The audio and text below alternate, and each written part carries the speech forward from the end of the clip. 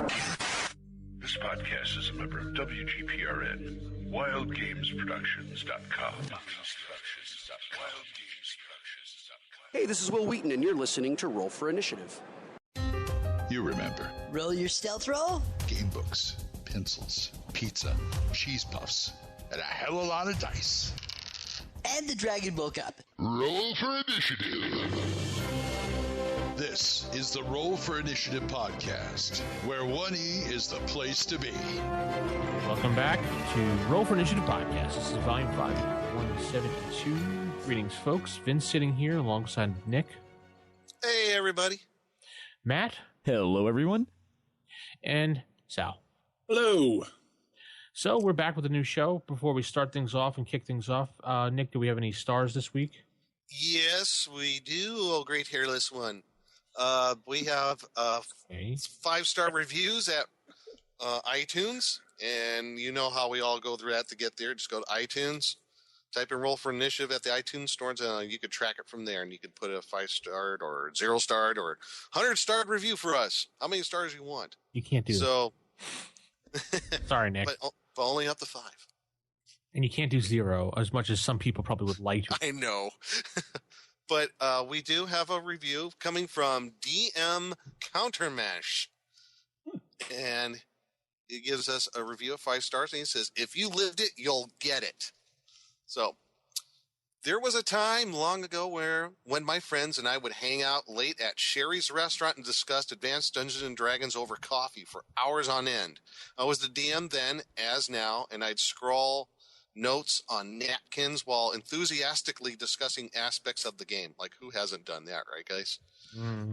Maybe too enthusiastically, really, since we're possibly responsible for the time constraints and prohibited limit on French fries and stressing the restaurant eventually instituted. That's cute.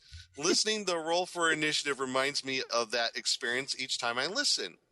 The show has gotten a lot of good reviews here, abbreviated with a relatively small number of other less complimentary critiques from listeners who perhaps haven't had the pleasure of turning blue in the face while arguing about the merits of psionics, whether or not orcs have pig faces. Heck yeah. If you're one of those listeners, man, you've probably missed out on some great ideas, whether it's from your fellow players or from the RFI hosts. There's plenty of material here. I've been running games for over 30 years, and each episode holds something new for me. I'm not going to give you personality breakdowns. That would be irrelevant, really. The podcast has been an active, informative, and evolving presence online for a long time now. The roster of DMs have changed now and again, but DM Vince has managed to keep the spirit of the show fresh and inviting, encouraging gamers of all ages to keep Gary Gygax's contributions to the world very much alive. There you go, Vince. A little shout out to you. Oh, yeah. I'd like to thank each of the hosts for everyone else involved in producing this podcast, in addition to other shows offered by Wild Game Productions, because they've helped me recapture some of the imaginative spark I've lost for a couple of years. I've gotten to reconnect with the skinny 13-year-old kid who picked up his first rule books in 1983. Is that legal? I think so. It's not a bad touch. I've listened. I've let those memories inspire me. And sometimes I even argued with a little son of a bitch. Oh. Keep it up, guys. DM Countermanch. So thank you so much for the review. That's really good. It's very inspiring. Yeah, it's very, very nice, thoughtful review. Seriously, that's cool when you get to throw somebody's nostalgia up like that. That is, you know what? And if we've done anything in this show, if we've gotten, like you said, raised their nostalgia value of the game, and maybe we've actually had ones where they've listened to the show by chance and like, yeah, I used to play that game. I'm going to start playing again. It actually inspired them to play AD&D again. I think we've done our job. So. Thank you and good night, everybody. No. That's been the show. That was the show. Thank you. No. Now let's introduce Squeak. Oh, never mind. See, why do you do it? I'm sorry.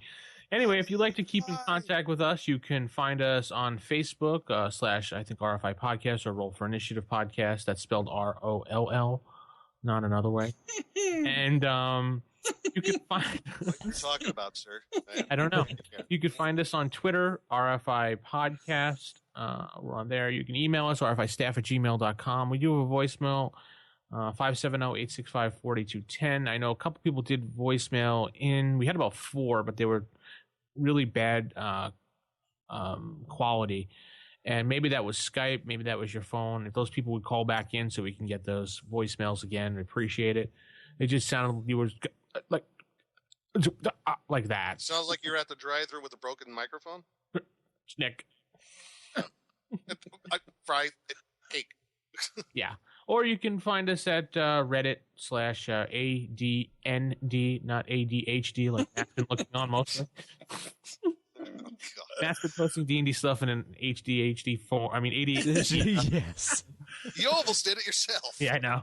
And not for nothing, they would have noticed, but they just can't pay attention that long. Yeah. Never actually got through one of his posts. Oh. They couldn't pay attention long enough to downvote it. Yeah. No, that's not something we should make fun of. I apologize. No, what? I wasn't paying attention. Yeah, I thought so. Yeah, so you can find us in those places and more. And also hell. Well, you'll see us in hell. Yes. We'll all be rotting. And we have other fine shows and podcasts on our network of Wild Games Productions, such as Stacko's Hammer, starring DM Glenn. Stacko's Hammer. Starring DM Glenn. And Brian, Corey, Full On Gamer. Am I missing anybody? No. And we also have Save or Die with Mike, Liz, and Mr. Wampa. Yes. And that's pretty much our main podcast right now. I know Dead Game Society, some people were asking about that. That show is, I think, on hiatus for now because they had some problems getting together recording. But you can still listen to Chad on something called Game School or I can't It's remember. not dead yet. It's not dead yet. It's not dead yet. And that's that. So we're going to head into our topic of the evening.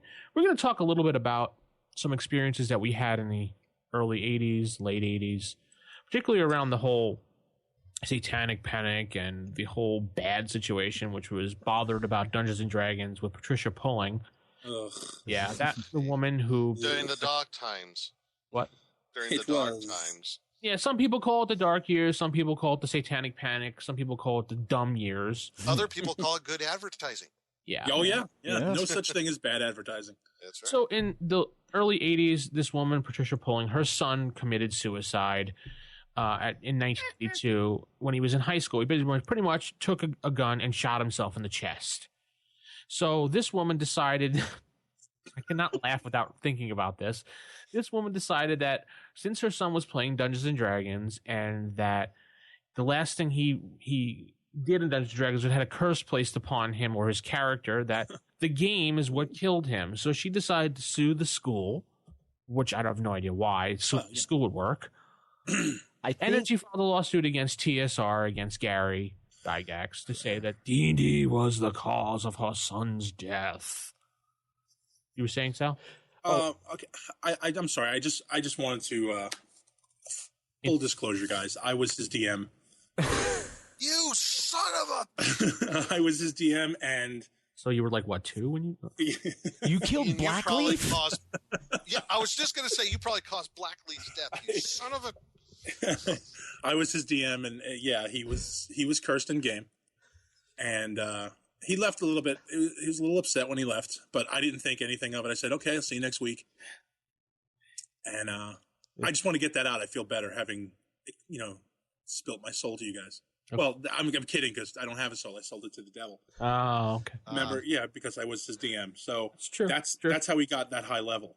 So this is the route you're taking, Sal, huh? Yes. Yes. Yeah. Just want to make sure about that. Yeah, no problem. Anyway, so she formed her own organization called Bothered Against Dungeons & Dragons, called BAD, was an advocate group that was dedicated to the regulation of role-playing games such as Dungeons & Dragons. It didn't just stop there. Yeah, 80s was all about those acronyms. Oh, yeah. Regulating that and music and a whole bunch of other stuff. Yeah, she gained a lot of traction during the first, 82, 83, 84. When she formed her group, she even got the Christian media properties the conservative Christian media properties involved as well, of course. The 700 Club jumped in there. Ugh. Yeah. And, D&D is about demonology, witchcraft, voodoo, murder, rape, blasphemy, suicide, assassination, insanity, sex perversion. Dogs and cats living together, mass hysteria. Yeah. Just a quick note, Vince. D&D for Pat Robertson. This is a true story. Pat Robertson feels that the Buddha statue is also a gateway, along with D&D, a gateway to letting demons inside of you. Oh, now, and I guess we're all... whoops. Matt's going to have to edit that one out. Yeah. So automatically, this game took on a religious, like, side-by-side already for no reason other than they said, well, that's what it means, obviously. Well, yeah.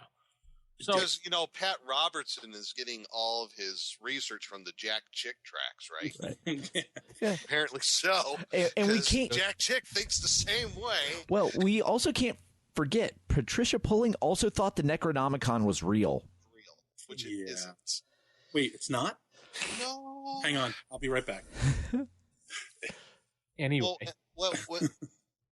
Well, we also can't forget that even before that, with Patricia Pulling and the "quote unquote" Pulling report, there was the issue, what was known with James Dallas Egbert III. We'll get to that in a second. You can pick that up right after this. I just want to explain the rest of the situation here. Sure. So she started gaining some traction with the groups, gaining some mothers who joined in. Mothers Against Dungeons and Dragons was also formed along as a side group, which was because it's mad. Mothers Against Drunk Driving. Duh. But it was another acronym that was just dumb in the 80s.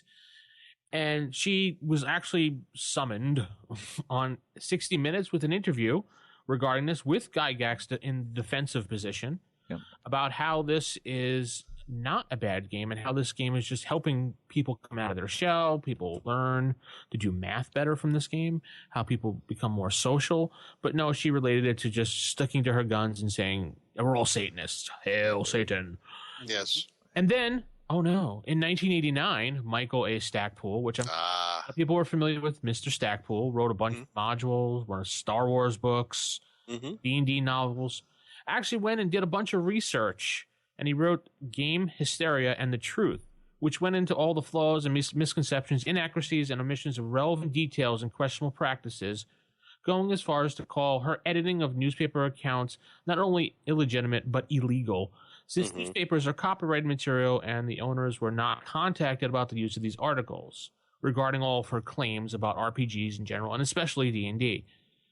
So he basically debunked everything. Yes, he did. Did he also out that guy? What's his name? John Todd, whatever his name was, the one who was a "quote unquote" satanic high priest who left the order. Oh, the one who, yeah. What a schmuck. Yeah. Yeah, he's also on the Jack Chick website. That's where you'll find those articles there, like how he says that. I think you're referring to how, quote unquote, 2 game designers from TSR came to him and asked him if they had the spells that are going to be in the book as accurate as possible, as real. Yeah. I hate to break it to you, they're not real. No. I cast web. Yeah. You know what? If you try to cast Featherfall in real life and you're on top of a 100-story building, you are going to die. Yeah, I don't know anyone. And then again, the Darwin Award will go to you. Well, anyway, so her son did kill herself, which is... I always laugh when I see the dude's name. It's Irving Lee Bink Pulling the second. So not only was there one Irving Lee Bink... There was a good chance that he died with a wedgie. Yeah. Yeah, very good chance. And I like how it says she had 4 daughters. Don't even care about the names. She has 4. 4 daughters. And so after this publication came out from Stackpool, she basically was embarrassed and left Bad. Bad pretty much hit a bad turn. And pretty much became defunct at that point. She wound up dying in 97 of cancer. Oh, yeah, she died of lung cancer. You know what that's Great called? Equalizer. If I could use this, karma's a bitch, dude. So spreading all the hate and all the lies, she dies of cancer. That's very Christian of you to spread the hate like that. Yeah. Very good, Nick. Yes. And then, so basically, in '97, the American Association of I can't pronounce this word, Sociology. Yeah. And the U.S. Center, I don't know how the Disease Control Center got involved, but A little premise to that. Center of Disease Control also covers psychological things, suicide, schizophrenia, all that stuff. But yeah. Suicide between the 18 to 25 range of males. Role-playing was actually told in science. This is science. It's not an opinion. The suicide rate was actually brought down from role-playing in males 18 to 25 because of role-playing. Yeah. So, right there, science, dummy. Yeah. And the Health and Welfare of Canada got involved, which we don't know why to this day. But anyway, all eventually concluded that there was no causal link between fantasy gaming and suicide. And then basically bad ceased to exist at that point. Well, then they moved on to Ozzy because it was his fault. No, bad went defunct at that point. Yeah, they pretty much, withered away. Didn't they start a boy band? So... Nick, you and I are the elder people on this podcast. I guess. So to speak. Chronologically, I don't know about psychologically, but yes. So during the 80s, how was your experiences playing D&D with your parents, to be honest? You played with your parents? No. Oh. No. Like, that's awesome. But that would have been kind of cool. Yeah. The idea where I grew up in the Midwest. I grew up in Nebraska. And and at that time when I got into it, 1981, so all this stuff was going on. Yeah. I had no clue about it whatsoever. And my family, including my parents and my extended family, aunts and uncles, whatnot, never, ever, ever had a problem with it at all.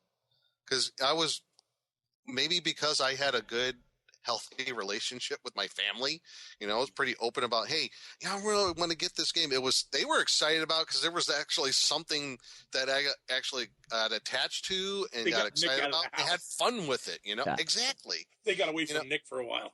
Exactly. No, I was a good kid. I just never got caught. See, that's it. You don't get caught. I never had a problem with it with my family. Now, later on, I heard from other people in our gaming community where I've heard about these stories about the Dallas Egbert affair and the stuff about Patricia Pulling and all that. It was always a matter of fact sort of stuff I found out from. It was always from third-hand sources. I mean, I do recall watching the Mazes and Monsters movie with a very young Tom Hanks. Don't forget the sacrilege. Don't forget the sacrilege. Yes, and terrible made-for-TV movie. Terrible. And I know the book was Rona Jaffe's book. Yes, the one that was based upon what happened with young Mr. Dallas. She cashed in. In a second, just keep going. And cashed in on that. And I have a DVD copy of the movie because I found it in the $5 bin. Yes, sir. Yes, sir. And I'm like, I'll just have it for the hell of it. And the ironic thing about all this that I do remember is, they say, what happened with Gary Gygax in the interview in 60 Minutes and blah, blah, blah. D&D got a major upsurge during that time. Yeah. And, well, what can you say? Bad press. There's no such thing as bad press. Right. So for myself personally, though, I never ever encountered any problems from other people that I met out in the world saying, oh, you shouldn't play that game. It's for Satanists and stuff like that. It was more oh, okay, well, that's a little different. Or I never had that issue ever. It's hard to believe that. I mean, I had such a horrible time growing up playing D&D. Really? Yeah, I started around 10-ish, around there. You lived in New York, right? Yeah. Yeah, I see. Sorry. And I mean, yeah, that's I find that it's just weird because. Anyway, so sorry. No, I don't. Yeah. So I was going to an not after school, it was like a summer program where you all went to the park and everybody did like, the stupid like council bullcrap stuff and played games and stuff like that. And then I met the great Joe DM. Oh. And, yeah, he actually was one of the people that was during school. This was his, during the summer, this was his job. He was in the park and he basically did like, weed work and stuff like that to earn some money during the summer. And then it was really cool because he was like, I saw his backpack one day and I saw the book sticking out. And I'm like, oh, what's this? He's like, oh, Advanced Dungeons and Dragons. Of course, he didn't speak like that. Like, he didn't. That'd have been awesome if he did, though. So I started asking him questions and like, he's like, oh, I'm going to have a little break in about an hour if you just want to chill out and play some D&D. So that's how I really started playing D&D with him. And then it became, instead of going to the summer program, I just went to the park every day at 8 o'clock in the morning to play D&D with Joe. Cool. Vince, you don't have to lie to us anymore. He didn't work at the park. He was just a homeless guy at the park, wasn't he? No, Sal. You sure? He was just some dude hanging out watching the kids at the camp? No, he wasn't. Okay, fair enough. Not at all. Anyway, I got a lot of slack from my mother about she used to always like wonder what these books were, and then she saw a couple of the books with the demon cover, and she would like listen to my phone conversations on the other phone. Remember when we had the other phone? The multiple phones in the house. We had two. Mm-hmm. So like if I would call like one of my other friends we were talking about at the time, which we were talking about a campaign about demons and stealing their crystals to gather their souls up. Of course, that helped. Yeah. And yeah, he should be listening in. She'd be like, what is this about demons and their soul? What are you doing with demons? So I got things like that. And then it was like, if you weren't reading those damn books, you'd probably be doing better in school. Well, I kind of got that too. I got that one thing. It's like, concentrate on your schoolwork. Well, what kid hasn't heard that before? Well, yeah, if you put as much time into schoolwork as you do that stuff. Yeah. Exactly. Yeah. I will definitely say when you first learn to play the game, it's a big like addiction. You really, really do like playing. And you're right, Sal? Yeah, sorry. Okay. I was trying to do it away from the mic. And so maybe lose my train of thought. Damn it. So anyway, that was my experience. I had a lot of trouble with that, and during school, there was a lot of people that found out I played it. It was either one route or the other. It was, oh, cool, I want to play a game with you, or it was, oh my god, I gotta stay away from my parents. Warn me, you're satanic. Oh. See, wow. Yeah. Living in New York, having grown up in Queens, I found the exact opposite. We didn't have anyone to play with. It was me, and I had one other guy who was oddly enough, an older guy. Oh. And he introduced me to it. I saw it, and then go ahead. Was he the homeless guy you were referencing? He was the homeless guy I was referencing. I was trying to project. I thought so. Hey, you want to play a game, kid? But now, again, the funny part of I'd come from CCD.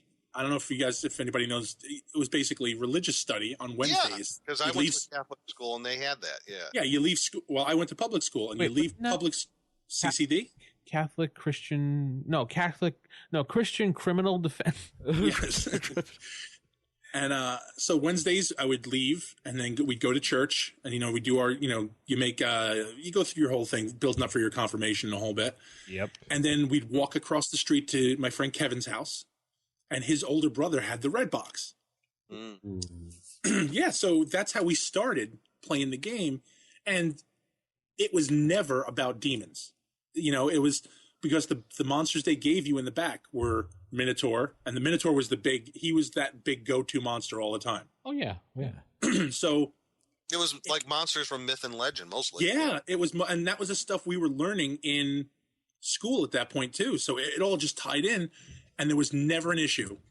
Yeah. Never until it was literally, and then I guess 2020 put something out, or Geraldo Rivera, one or the other, and somebody busted it out, and somebody's mom saw it.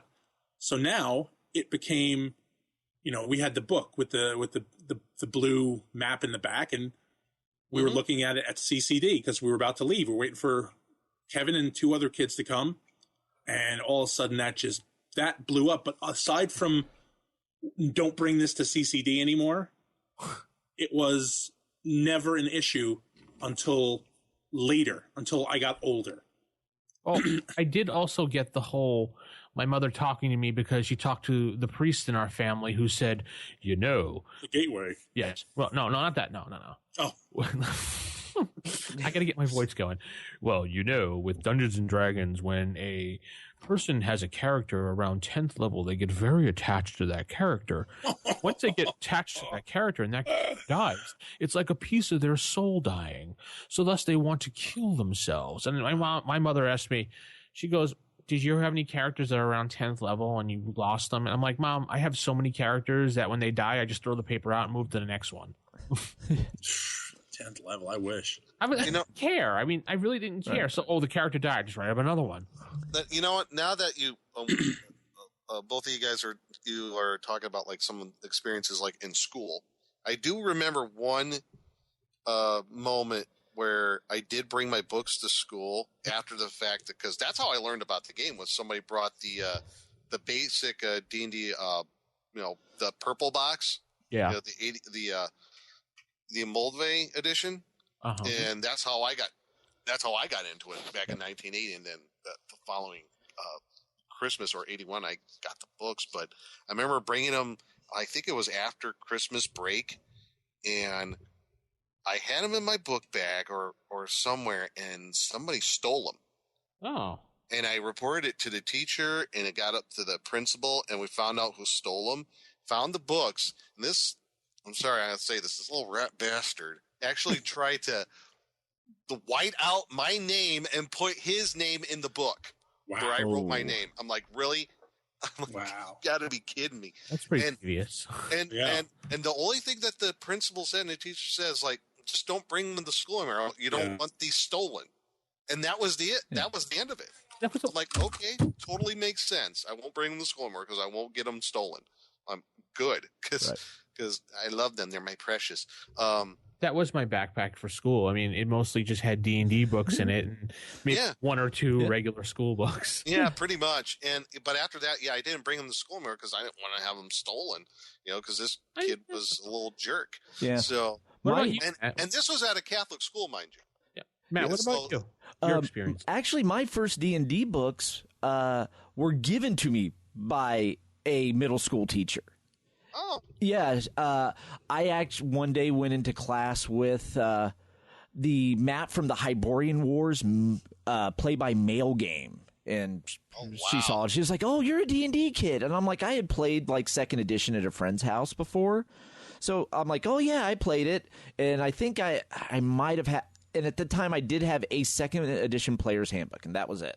So she brings like her old son's 1st edition Red Fire Elemental DMG in and lets me borrow it and read it. Nice. So I give it back to her, and then school's out, and she calls me at home. Hey, someone was having getting rid of some D&D books down the street from me. Do you want to meet up, and I'll give them to you? So she gave me the 1st edition DMG, the Fire Elemental one, Fiend Folio, Monster Manual 2, and Demigods and Deities. And that's how I got started. Nice. So, but I had the only player's handbook I had was 2nd edition. So, and I didn't have Monster Manual 1, so my games were a little wacky. But I really didn't run into a lot of pushback other than like you're carrying that 1st edition DMG around and people see the giant red fire elemental and think, "Oh, that's a demon." Well, demon. It's a Ifriti. Yeah. What do they know? Right. Noobs. And then there was one time I went into a Walden Books, though, and I just asked, "Where's your role-playing game section?" And the lady working the counter was like, "Thankfully, we don't have that section here." Well, that sounds like a lady to me. Yes. Yeah, it's a very manly voice. Yes. So, but yeah, so that was like Frau Brucker. Yes. But I mean, that was really the only real big pushback I got. I mean, but also I didn't start gaming until the 90s when it was like the dark periods of TSR. So they actually had Advanced Dungeons and Dragons books in Toys R Us. That's where I bought. Sears. Sears had a section. Yeah. I remember it was in Toys R Us, though. I mean, I wasn't expected to be there. I can remember seeing books at like KB Toys in the mall, like Wilderness Survival Guide. Yeah. Yeah, where I grew up, I remember besides the actual game store I went to, Star Realm, there was the Sears store. I remember there was a rack of like magazines and other types of books. It was near back, and I'm going back in the day. You remember this, Vince, when you go to the Sears store and you can look through the catalog there at the catalog section, and yeah, that was awesome. And in fact, I bought my Rogues Gallery book from the Sears. Remember that? Yeah. And Walden Books, like you brought up, Matt, was another great place to. Didn't Walden Books used to have an ice cream bar in it at one point? Not the one I went to. No, not the ones around here. The one at the mall I went to, they actually, during the 80s, they had a science fiction fantasy book club.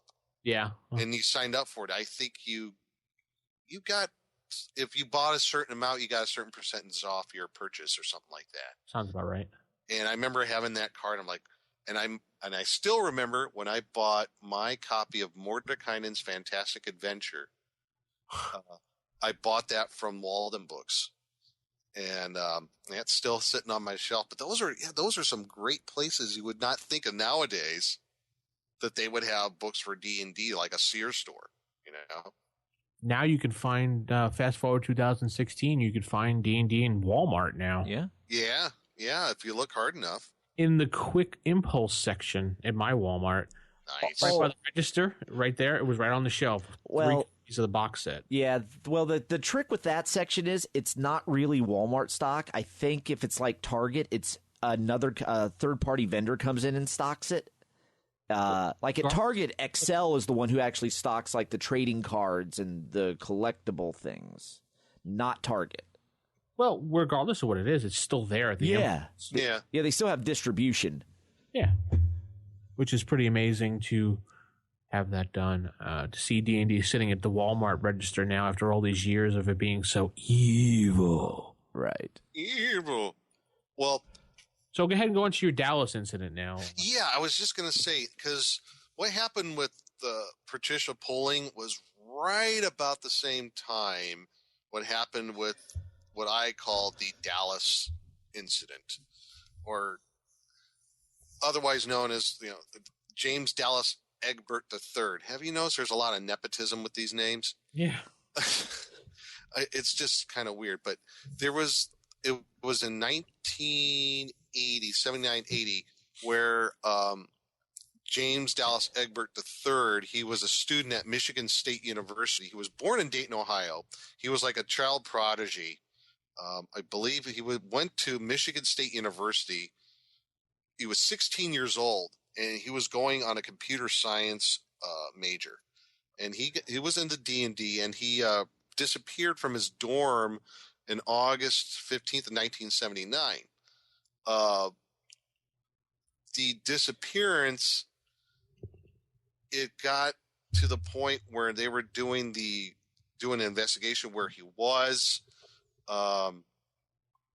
There was a private investigator that was called in by the name of William Deere, and he tried to put 2 and 2 together in saying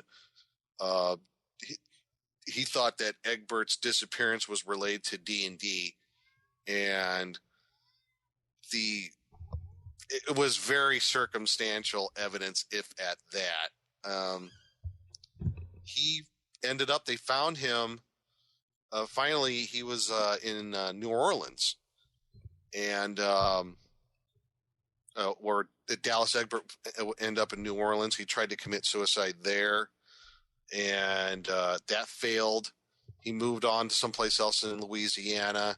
He was working as an employer on an oil field, and Egbert, I guess, called the investigator, Mr. Deere, and revealed where he was. He traveled there to Louisiana, tried to get him, and Egbert asked Mr. Deere to not reveal anything about the truth of his story. And it was about a year later. So he was fine. He didn't die or anything, according to what happened with D&D. The problem with Egbert was that he had other stuff going on in his life that contributed to what was his eventual suicide a year later. In August of 1980. He died of a self-inflicted gunshot wound. But he had a lot of pressure going into school, being a child prodigy at 16. There was also it was also told that he was a closet homosexual, and there was a lot of pressure about that sort of lifestyle back then. And so there was that as well. And those were probably more of the key contributions of what happened, the pressure trying to keep, that particular type of lifestyle out of the picture of him. And also all the pressures of school, being a young kid going in that time. He had a lot of pressure from his family. If anything, probably D&D was a release from those pressures. So he could escape from all that crap. Right. So, but it got sensationalized, and that really started the ball rolling when he got to Patricia Pulling and her report, which was a bunch of bunk. Yeah. Which thank God Mr. Stackpole took both barrels and blew that sucker away. But that created there was a book that was written in 1984 called The Dungeon Master by this guy William Deere. Who, by the way, is not exactly the most stellar kind of guy in the planet either. He was part of the 1995 Fox television program Alien Autopsy. Mm-hmm. So what about that supposed alien autopsy video, if you remember back in the mid-90s? Also, he wrote something about, he knows that O.J. Simpson was the killer. And he does not have a whole lot of credibility in most people's eyes. So, and something else to remember with the James Dallas Egbert investigation, the police never believed it was Dungeons and Dragons, but they never did. They never did. It was just a private investigator, William Deere. Right. The police, though, let that Dungeons and Dragons story continue, though, and didn't debunk it because they thought he was kidnapped. And they thought if the kidnapper didn't think they were onto him, they'd have a better chance of finding him alive. So the police just step back, hey, let them talk their crazy Dungeons and Dragons talk because it's distracting people from the real investigation we're doing. And that gets into when this was all going on, where Gary Gygax had a little bit of a visit from the police at his place, talking about the game and doing a little investigation, and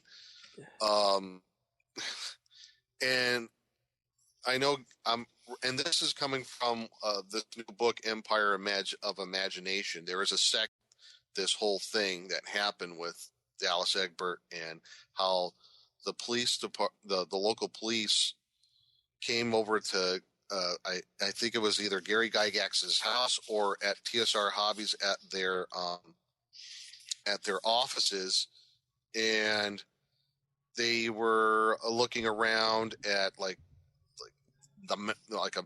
they were trying to think there was pinholes in the wall where this map was somehow tied to what was happening with Egbert being missing. I mean, there was some crazy outlandish stuff, just nuts. So anyway, that whole affair that happened with him is very tragic because it had nothing to do with D&D at all, really. It was just a real we connect the dots situation. It was the scapegoat. Yeah. I mean, God forbid we would blame the parents for being super, super tough on their kid when they're 16 years old, going to get a computer programming degree at a high at a Big Ten university, a very prominent university. I mean, nothing about that, because he's emotionally, 16. You're not too well versed in the world and how to deal with things, and plus, it was just a terrible thing all the way around. I mean, it is a tragic thing, when he died, but also just pointing a finger at a very, not I would say mundane, but harmless thing as a game, you know? Mhm. Right. And I mean, that's just been kind of tradition almost in the U.S. from when pinball games were banned for like 40 years in some cities. Or yeah, up until the 70s, because they were thought a form of gambling or something like that. Right. Mayor LaGuardia of New York said they was stealing the nickels and dimes of the children because we must think of the children. Or the comic books back in the 50s. That was the great corrupter. Or heavy metal music. I mean, it just continues on. There's the video games of the 90s, and even today, to some extent, it doesn't quite have the same push. But remember in the 90s when it was like violent video games. Right. There's always something that society will try to blame on corrupting the children, as opposed to thinking, you know, maybe we're doing something if there's an issue. Right. If there even is an issue. That's the other thing. Sometimes people manufacture crises for their own personal benefit, like all the religious types that hopped on the bandwagon in wake of the Egbert situation and bad forming. It becomes more profiteers coming in. Right. And I would like to point out, if I may, the complete and utter hypocrisy of some of those people who jumped on that bandwagon. And I'll tell you why. Okay. These people, and I was raised Roman Catholic. I consider myself a Christian, but I'm not much practicing Roman Catholic. I haven't gone to church in years, but I still believe in an Almighty and all that stuff. But keep with that premise, doing a lot of research on this. The hypocrisy of these people who try to say, God forbids this, it's in the Bible. And well, one of the greatest Christian writers of all time, C.S. Lewis, wrote the Chronicles of Narnia. Okay?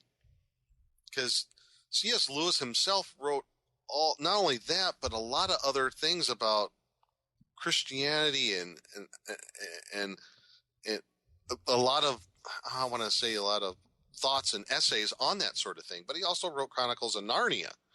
I mean, come on.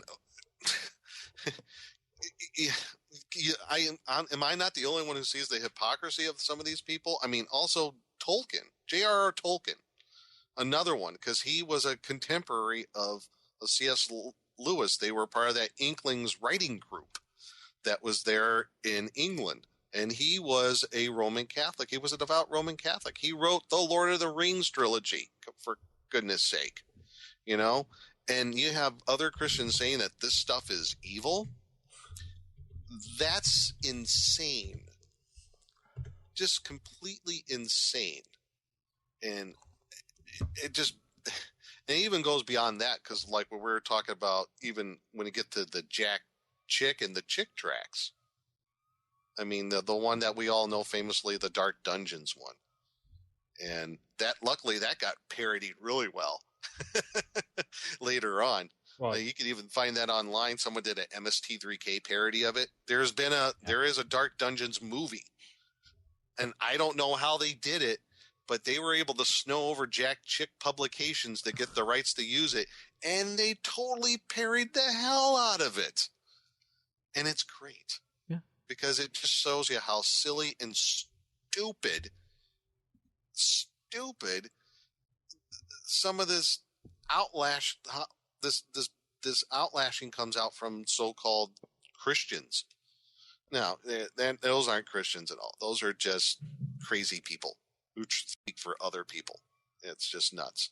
I did find something online, and I'm going to post this in our show notes. And I just found this link when I was looking a lot of this on Wikipedia. It's a book called God Loves the Freaks.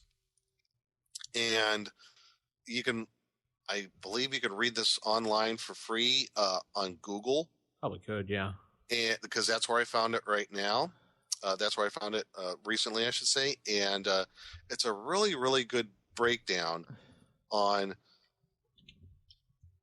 on how all this crap that's happened in the past few years about the craziness, not just with D&D for some people, but also people who are into anime or into whatever, and all that's sort of what we, the kind of the fringe stuff that's not necessarily mainstream, and some select Christians kind of, point fingers and saying that's evil and that's from Satan or whatever. And this is a really good book written from the standpoint of someone who's a Christian and is a gamer. Okay. And I can tell you that from personal experience too. I got two people in my gaming group right now. They're practicing Christians. Frank and Sherry, love them to death. They're wonderful people, and they're great gamers too. So I highly encourage anybody and even if you don't believe, at least you could read this. Like, there is some sanity of some people who believe in God and are gamers too. So I highly recommend looking at that. There's plenty of people that believe in God heavily and play D&D. I mean, myself, I believe in God. I mean, I don't go to church as much as I probably should, but yeah, me too.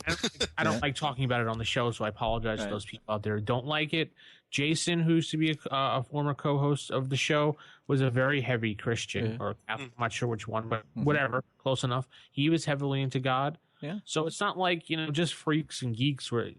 There's even a person in the community that is a reverend for his church. Yeah. I can't think of his name offhand right now, and I apologize, but he is into D&D. Right.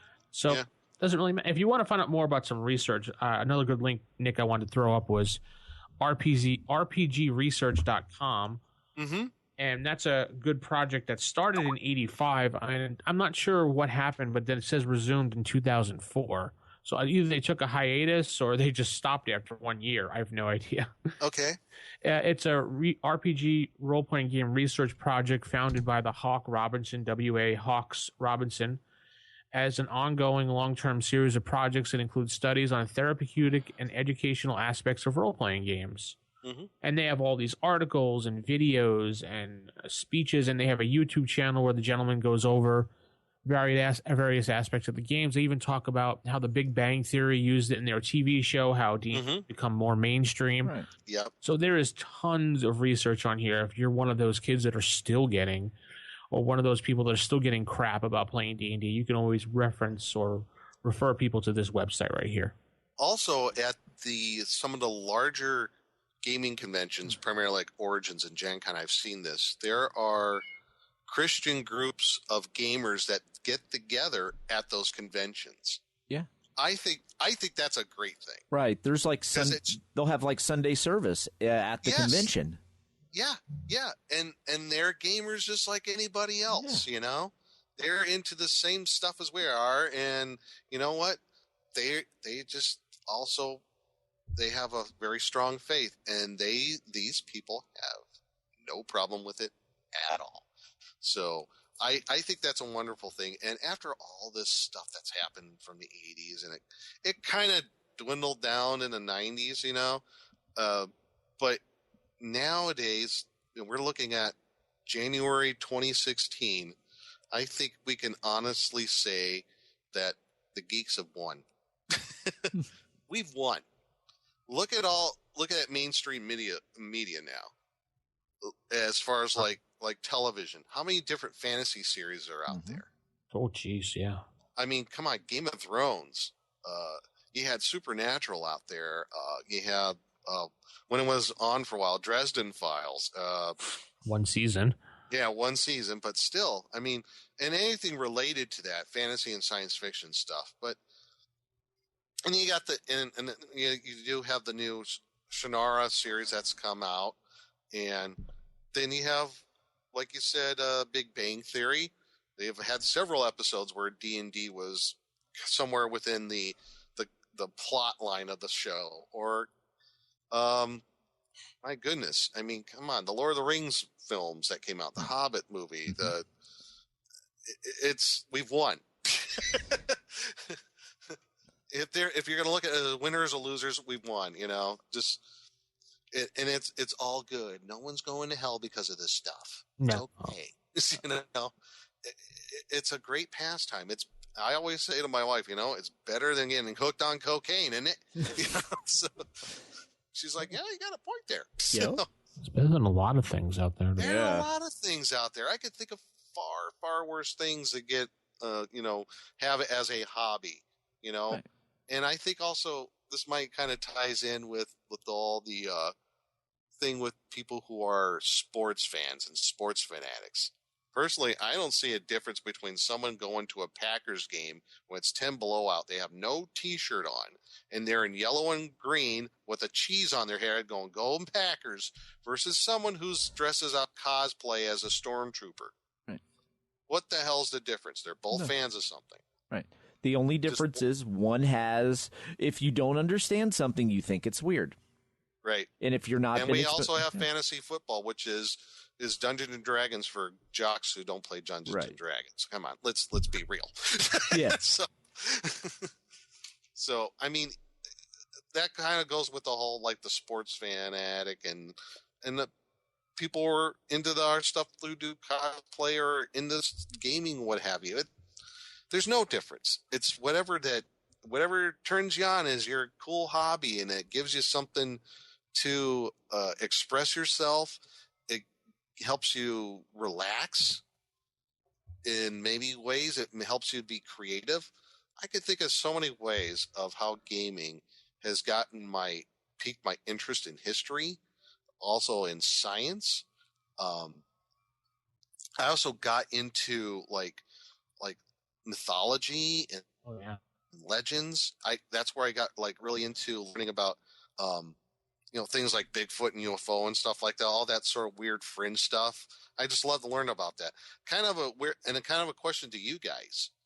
Were you before, when you got into D&D, kind of interested in sort of that stuff, like UFO and Bigfoot and all that stuff? Kind of interested in sort of those weird things? Oh, yeah. I mean, absolutely. Yeah, because I was a big, like, Ghostbusters fan and things like that. So I got the whole supernatural stuff. And yeah, I was always into that stuff, too. When I was a kid before I got into D&D, and that kind of like, oh, wow. You know, that just somehow I saw that in a link, and I found that out, at least from myself, from other people. They always had like a interest in the weird and the supernatural or UFOs and stuff like that too. Not that I'd say I like believe in all that stuff, but I find it interesting. I'm a skeptic, but I'm not a true believer either. So I just found that interesting. So the truth is out there for you? It could be. I don't know. Still searching. But I mean, look at and some people get some interested in art or into writing, which could lead to writing novels or even writing scripts for movies. It all ties in. It's a very positive thing.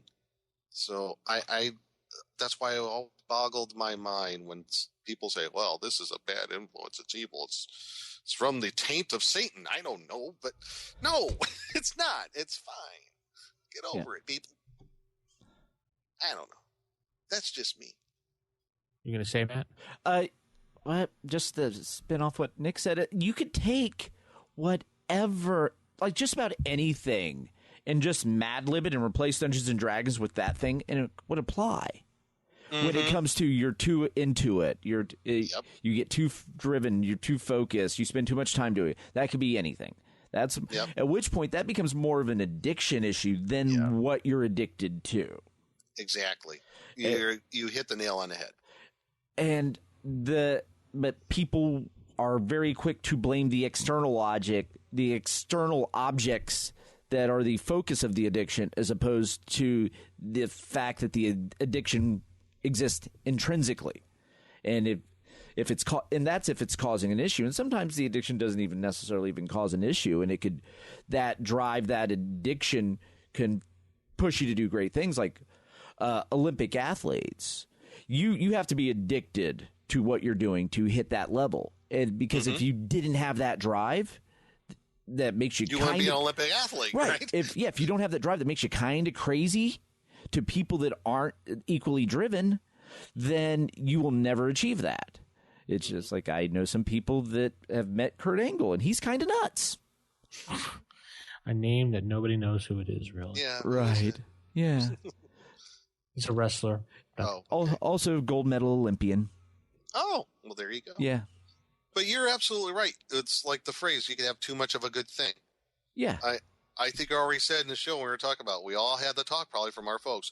If you play that darn game too much, you're going to, if you put, more effort in your schoolwork and then that darn game, then, you do a lot better in school. Yeah, I had that talk. And actually, after a while, I kind of took it to heart and like, okay, I'll do my homework, then I'll do my gaming stuff. So, yeah.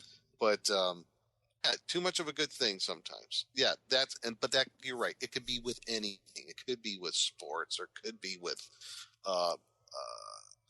being on the internet, or even playing console games. I mean, come on. We had a person. What was it? A few years ago, there was a family in South Korea. They were playing. Was it EverQuest or World of Warcraft? They were playing it so. Yeah, they played it for days on end. It was like 35, 40 hours straight and died. Something crazy. Yeah, their child died of starvation, their baby.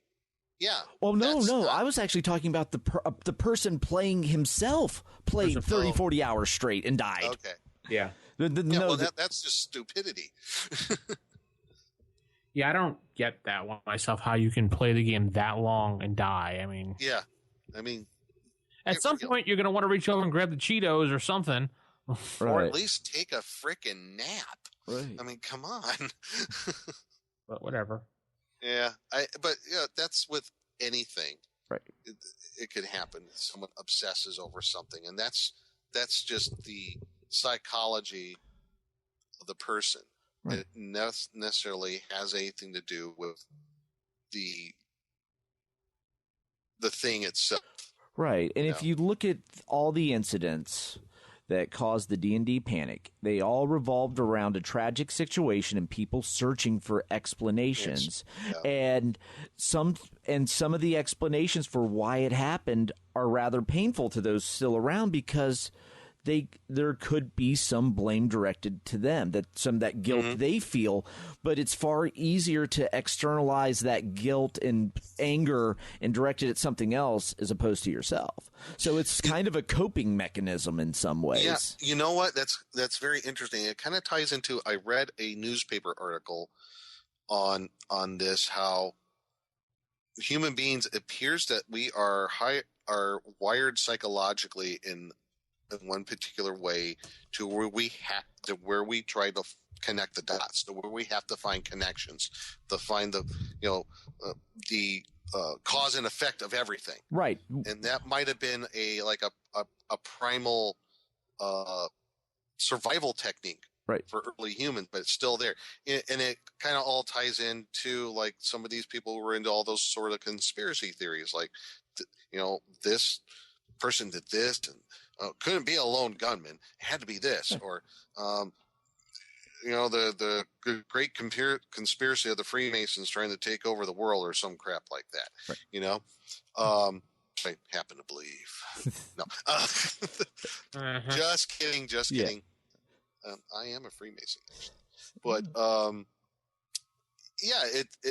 it's one of those psychological things as human beings that we have to try to connect the dots, try to find some sort of logic to all this chaos that's going on around us. The human brain is horrible at random. It cannot handle the concept of random. It has to find patterns. That's where casinos make their money, is taking advantage of, making you, tricking you into thinking there's a pattern when there's not. Combine that pattern of the slot machine. Oh, every fifth pull I seem to hit. You just feel that. It's not really real. Right. Mix that with the blinky lights and rewards and all the sounds when you do hit like your nickel when you bet $1. You get a good feeling and you think you figured out that pattern and you keep gambling. Right. And that all kind of ties back to here. All these people trying to find the causes of these things. And it just seemed like, oh, wait a minute. There's that strange game over there in the corner of his room. That might be it. And you throw in the fact that it's something they don't understand. So you mix something they don't understand while trying to find an answer for something that's not really easily explained. all of a sudden, I don't understand this, so it has to be that. Yeah. So there's all those sorts of things kind of tied into what we all said. It was a hysteria of epically stupid proportions. Yeah.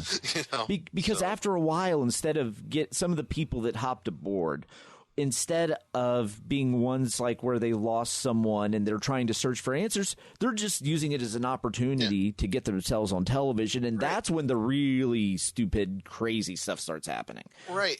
And don't get us wrong out there, folks. Because what happened to the Dallas Egbert and polling to those two young men, very tragic. Not saying that it was, but D&D wasn't the cause. It was something else going on in their lives. It was far, far more deep down psychological. Right. It's usually never one thing. When it comes to suicides, it's a culmination of many things.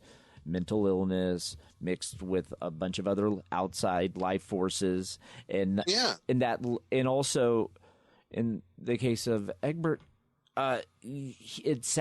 from reading about him, he didn't have a great social structure. He didn't have a support system. So when you're in that spot and depression kicks in and you have no social structure at all that even could possibly be a lifeline, it can push you to do very bad things. It even said in the reports about James Egbert was that he had depression, suffered loneliness, parental pressure, and drug addiction. Right.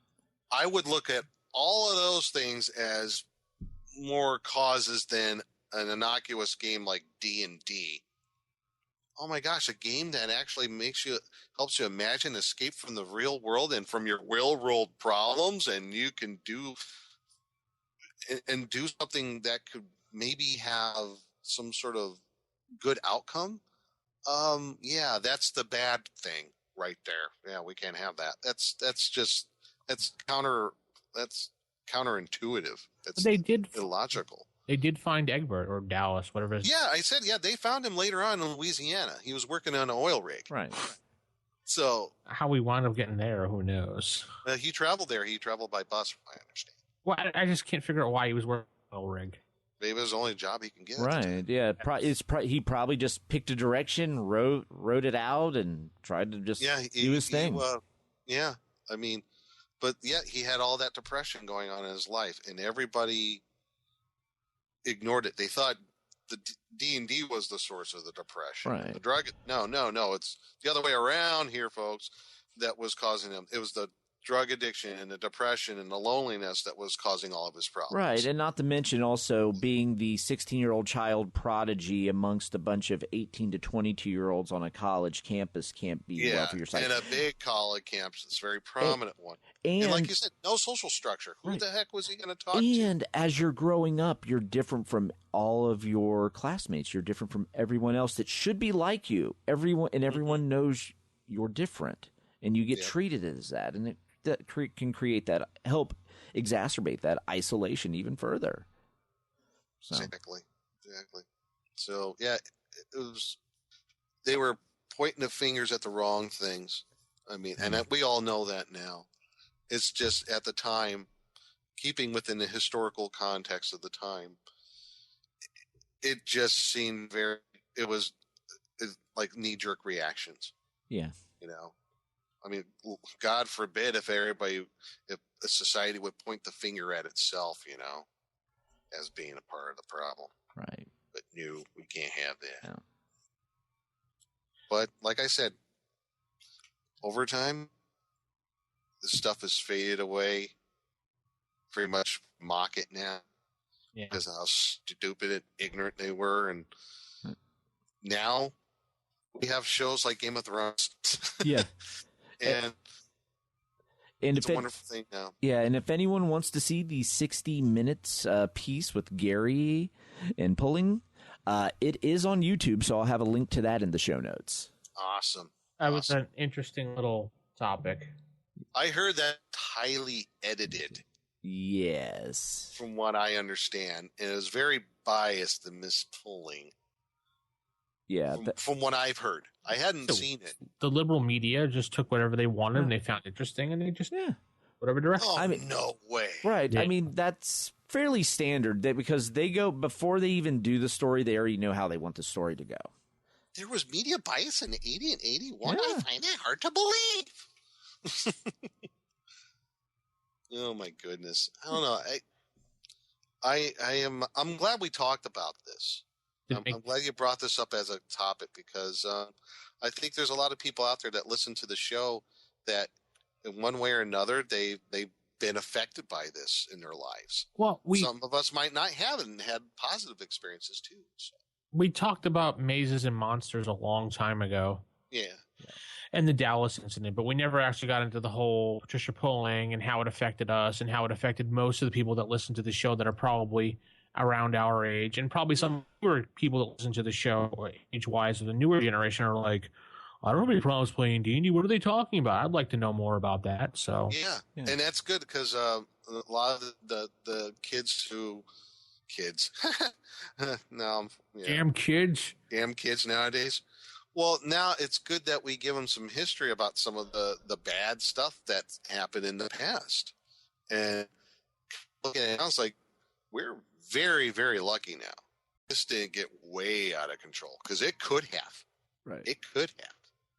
But I'm sure there are still segments of this country in the United States where they still see this game as evil and it should be burned. Well, they just brought it up. I know it was just brought up on the 700 Club about a couple weeks ago when they were talking about it. And what's his name, still believes it's still an evil game. So Pat Robertson? Yeah, that's it. Thank you. Right. He still believes it's an evil game. It's a satanic gateway to evil and death and destruction. I'll just say it right now. He's a deluded, senile old man.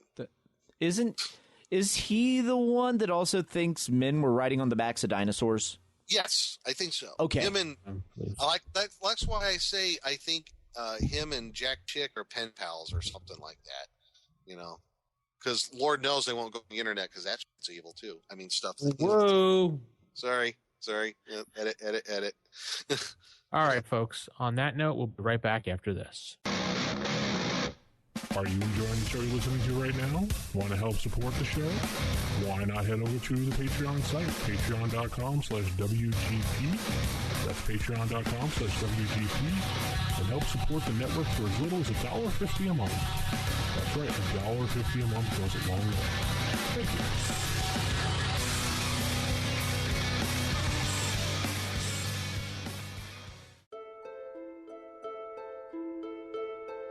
Sage advice. And we're back, and we're going to do our final segment of today. We're going to reach into the email bag. Yeah, we've moved Sage Advice back to the end of the podcast now because more people requested that as opposed to at the beginning. So people usually just be like, no, I don't want to listen to email. Oh, blah, blah, blah. You're boring me already with this. This is garbage. Move out of the way. But who? That's my chair. What That's my chair. Who's that? It's off, I said. Now, everybody, back up. Who? I'm going to read these. Who are you? Relax a second. My name's Cranston. Cranston. That's right. Cranston. Everybody, just who let you in the studios? Yeah. What? The door's wide open, you piss. So now listen. Hey. Apparently the kobolds aren't doing their job. I'm listening to this whole podcast, and I'm falling asleep. And you say, oh, we got to do emails. Oh, great, because I wasn't sleepy enough. You bore the out of me. You know that's Sal's seat right there. He can go Hey. I don't think that's cool at all, dude. Seriously, that's my seat, and you're getting. I don't even know what that is. You're getting on my seat. I hope that's pudding. Vince, I'm gonna go. All right. Let this do little emails. I'm out. But you're already off mic anyway, so it sounds like you're off the studio. It's fine. Yeah. Fine. All right. Fine. Okay. Whatever. All right. Yeah. Right, now can I get going with this now? You bunch of wankers. You can have the emails. There you go. Fine. Go. Now I get to read what these tossers think of you. Let's see. Dear DM Vince, Nick, and Sal. A shout out to DMs Jason, Matt, Will, Crispy. What Where's this kumbaya? We got to sing with all these bastards. I'm still here. I'm not dead, people. You might as well be. You're boring me to death. Well, I mean, you know, he's kind of right, though, Matt. You're sometimes not here. But Yeah. anyway. wow. Let's see. So apparently this tosser, I've been a loyal RFI podcast listener since the very early days when it was just DM Vince and Jason. That's when you guys were dating, right? Anyway, oddly enough, when I started listening through more than 5 years of devoted listenership, I've never actually picked up a D20 and played any D&D. What? Okay. Okay, kind of blew my mind there, too. Yeah. So wait a minute. So this guy's not a gamer and he's listening to you bastards. Boring talk. Okay. He has more. I have general interest from a sociological perspective. Read well, pal? The hell does that mean? And the manners in which adults continue to partake in imaginative play out of childhood. I find that tabletop RPGs, LARPs, and improv theater to be the most culturally relevant examples. I was thinking that very same thing. I'm sure you were. I'm sure you were.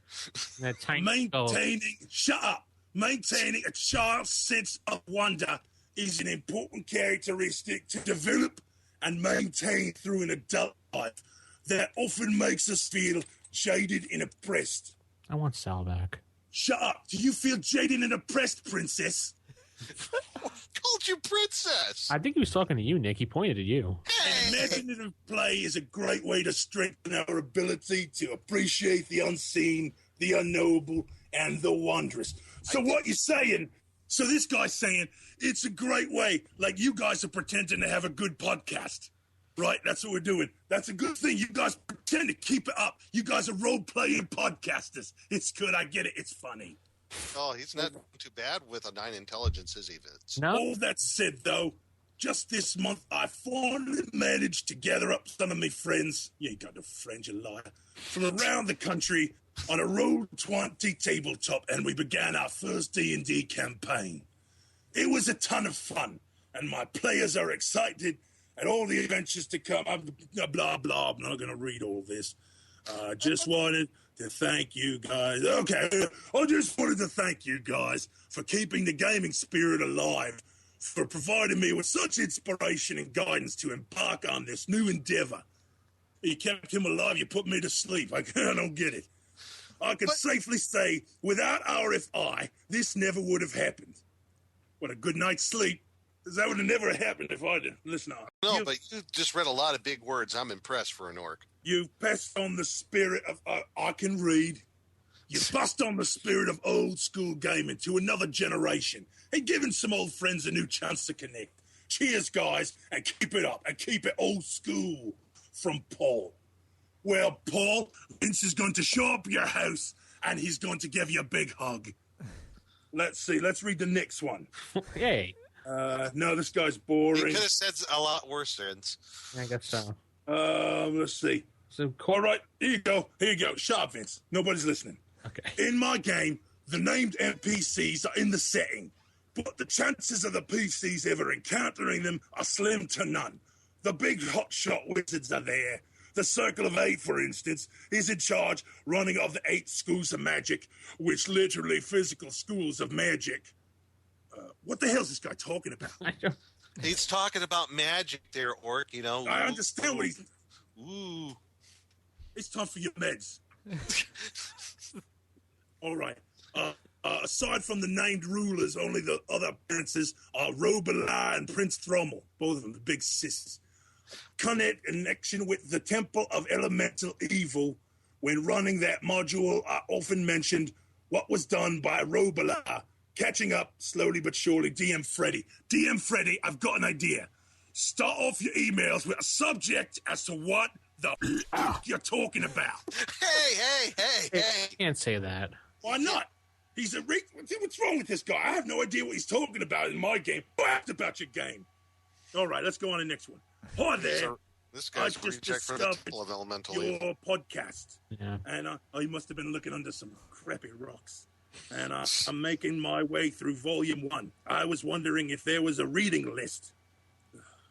Reading list. I'm interested in reading the novel DM Jason talked about. So, how many years ago was this, DM Jason? Who's he? 5 years ago, we're talking about? Yeah. He mentioned a book at some point. Somebody look up the archives for this Tulsa. I think it was a Jack Vance book. Okay, then. He needs the book. And this guy's name was his Tulsa's name. Danger Bob. Okay. Yeah. All right, Danger Bob. That's kind of like what you do, Vince, except yours is with Neil. Oh. You have... Okay, next one. Hey. You have probably been told this, but druids can shape change at 7th level. It's there. The A, B, and C are in the PHB on 21. Mike.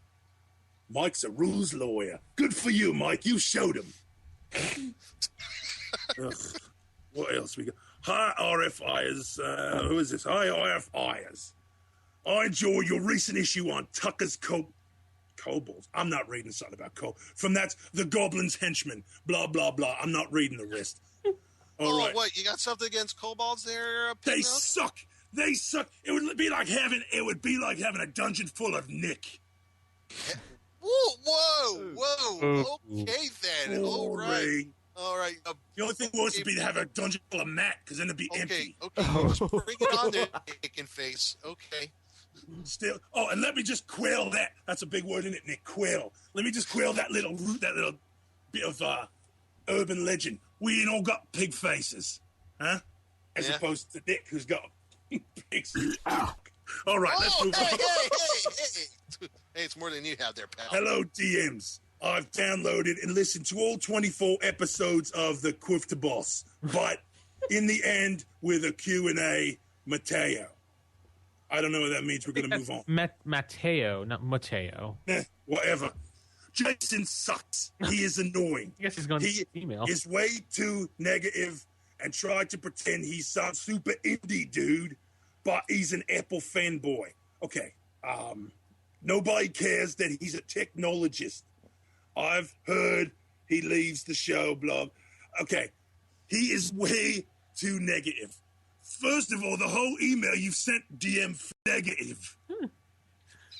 Yeah. So technically, you're kind of the same as Jason. You're stupid. All right. Everyone can now go back to sleep because the show's going to be boring because I have to go get my Pop-Tart out of the toaster.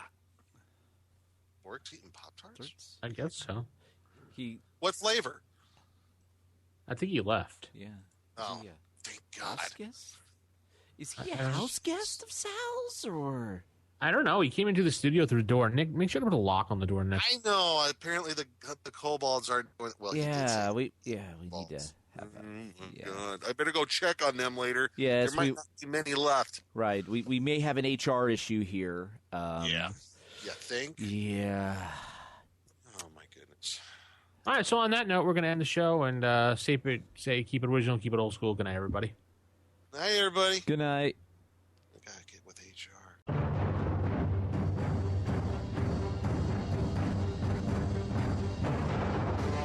The Roll for Initiative podcast is a production of Wild Games Productions in association with D20Radio.com. You can visit us at rfipodcast.com or contact us on our forums at osrgaming.org or even by calling us at 570-865-4210. This podcast is produced for entertainment purposes only. All other uses are prohibited. And remember, if your magic missile spell doesn't automatically hit, you're playing the wrong edition. Thanks for listening, and we'll see you next time on Roll for Initiative.